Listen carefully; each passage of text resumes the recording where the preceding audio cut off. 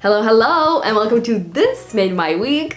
Now, this is the time of the year where everyone's focused on the New Year's resolutions. And in this video, I will share some key takeaways from the longest scientific study that has ever been done about human happiness at Harvard. So you can be inspired also of what you can focus on in 2025. However, if you feel resistant towards New Year's resolutions, me too. For me, as a life coach, this is my peak season. I'm as busy as I can get. But in my personal life, I like to take it slow. I'll tell you why, so stay tuned and let's get started. Something that made the very first week of 2025 was discovering the study that's the longest in human history, and it is about human happiness. It is still kind of ongoing. It's in its 85th year, and they covered 3 generations: grandparents, parents, and children who are now baby boomers. It started back in 1938, and they covered around 2,000 people. The major 2 things that scientists discovered is, one, people who took care of their health, especially as they got older, they were the happiest. And people who had the warmest connections and relationships in their life, they lived the longest. And in general, good relationships were the strongest predictors of human happiness. I mean, I'm not surprised at all, are you? We are wired for a connection, and I think we intuitively know that good relationships are the foundation for everything. We can support one another, we can help each other out, we can co-regulate, so it lowers our stress levels, and naturally when we have strong supports, we are healthier. I mean, it just confirmed what I already sensed in my body. Am I the only one? Are you feeling it as well? Let me know in the comments if this comes to no surprise as well. They also confirmed that achievement and big successes in people's career, finances, and labels and titles, it contributed nothing to their happiness. In fact, those who were very successful but did not invest in their relationships were the saddest. Here's the thing, we all have all kinds of relationships in our lives. We have our mom groups, we have girlfriends whom we party with, we have friends who we go to gallery openings, we have our neighbors who are just around the corner, upstairs or downstairs. My invitation for you is to do some reflection, perhaps some writing, and you can ask yourself, what kind of relationships do I need and want more of? Do I need more conscious people around me? Do I need someone who can kick my butt when it comes to my career or finances? Do I simply need more support and just hands-on help?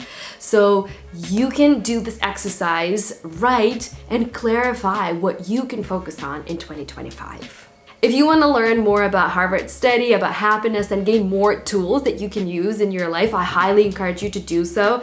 You can watch some videos on YouTube with professors who are still running the study, by the way. What I shared here is like 0.00% of information. Or you can read their book, which is called The Good Life. I will leave all the links in the description box. The sad reality is that we are living in loneliness epidemic. But do you know what else made my week this week?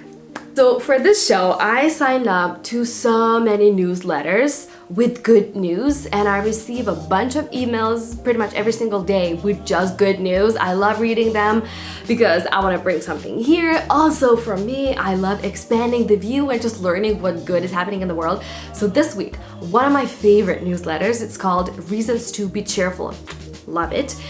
I received an email with good news from the whole year of 2024. I'm going through the list, I'm in a good mood, I'm reading good story after good news after good news after good, and then I see the name of my country, which is Lithuania. By the way, if you did not know, I'm a very proud Lithuanian, a beautiful, gorgeous country in Europe. So I click on it, and then I read about organization or initiative that I haven't heard before. How come? Anyways, it's called Befriend Vilnius. Basically, they started it in 2022 when war or genocide, I should say, started in Ukraine.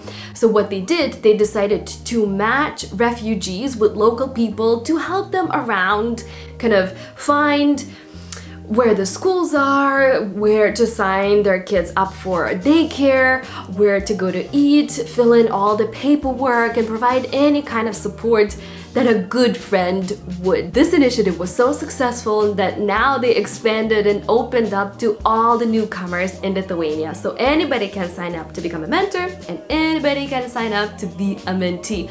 What a wonderful organization and initiative. On their website, they have success stories where people share how they found friends and how this organization impacted their life, and I loved reading all of them. I'm gonna leave also the link in the description box. You can go ahead and read it and kind of warm your heart. And this is another idea how you can build stronger relationships and friendships in your life. Always, always do something for others. Go volunteer. Befriend, I love you. What a cool organization. You know, I'm not a religious person nor a spiritual one that much, but I'm starting to think as I grow older and the more I learn about human nature, about humans, that building relationships and being there for one another and doing something good for one another is the most meaningful, beautiful spiritual practice. I came across this quote this week that I absolutely loved. I want to read it to you. It is the human desire in all of us to want to make life better for somebody else. It makes you feel larger. It makes you feel part of the whole human race. Doris K. Goodwin. I don't know, it really touched me. I feel like we're living in such weird times. We're so divided. And yet, we are standing right in front of the truth, like instead of what really matters is love, belonging, togetherness. It's a beautiful quote. Okay, switching gears a little bit. If you are not into New Year's resolutions, you are not lazy and you are not unmotivated. You know, when you think about it, time is a man-made concept. Trees don't think what time it is. Flowers don't look at the watch, waiting for the right time to bloom. Bears don't wait for the right date to end their hibernation and come out of the cave into the spring. It's just us who obsess with time, numbers, dates. However, there is a natural rhythm of life, which I believe we all can sense it as well. Winter is not the right time to go out guns blazing and to achieve all of your goals in the first month of the year. Winter is the time for us to rest, recover, reflect, dream. When we get too much in our head, we forget that we also come from nature and that there is this deep inner wisdom in all of us that directs and guides us and tells us how much we should be doing, how much we should be withdrawing. So if we listen to this rhythm of life, our lives also become a lot more harmonious and much more in balance. So my invitation is also to take it slow and not rush, not try and do all of the things right now. Instead, take your time to reflect and plan in your head. Think and really process the last year. Take inventory of your life, your relationships, your health, all the things that matter to you. When the right time comes, you will feel it. The spring energy will start to bubble into the surface. Everything will bloom. The days are gonna get longer, the nights shorten, and you will naturally feel this burst of energy in you that's necessary to make all of your dreams come true. But for now, take it easy, rest. All right, my friend, that's all I have prepared for you today. Thank you so much for tuning in and spending your precious time together with me. I know attention is like the biggest currency right now, so I'm grateful. Now, you can make my week by sharing this video with your friend, by liking, of course, and leaving me a comment. Let me know, what are you taking away? Like, what inspired you from this video, if anything? If you have good news, like something that made your week, your month, your whole year thus far, send me an email. Let me know. I will share it on this channel. We can co-create this together, you and I. In the meantime, go ahead, make your week, make someone's week. Why? Because you can. That's why. That's good enough of a reason. Okay, have a good week. I'll see you next Wednesday. Bye.